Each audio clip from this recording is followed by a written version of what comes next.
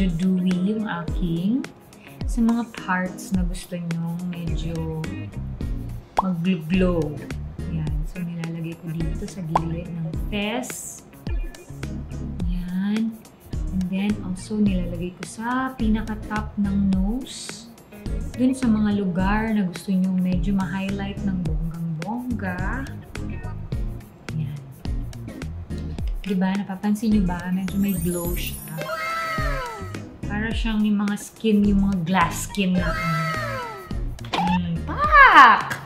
Virgin! After the skincare, mag-move on na tayo sa makeup. Yung mga hindi maka-move on dyan, mag-move on na tayo kahit sa makeup routine lang, di ba? Ah! Virgin! Next po, actually medyo mahirap hanapin tong product na to kasi hindi siya kung saan-saan pwedeng makuha. But this is actually my favorite concealer. Ginagamit talaga to sa mga shooting, taping, ganun. Pero nagagamit ko siya for everyday makeup kasi natatakpan yung mga chismis. Kasi maraming chismis sa face ko ngayon, lalo na sa pak, diba? Social. Pak! Virgin! So, ginagamit ko siya sa ilalim ng eyes. Pag hindi kayo nakatulog ng mga 10 years, ito yung gamitin nyo kasi makukonceal lahat ng mga chismis sa inyo, mga under eye, mga eye bags nyo para hindi masyadong mahalatang poyaters kayo. Kanood ng ng mga kung ano-anong mga telenovela.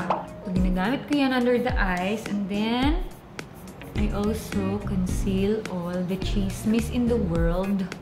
Kagaya nitong aking lockdown chismis. So, inaano lang yan. Dab, dab, dab. Ganun. Kasi nako, mga pimple marks ng bayan. Present. Ito naman, yung ginagamit ko on top of the mas puti. Kinakonceal ko pa siya. Diba? Bonggang pagka-conceal, diba? Parang lang yan.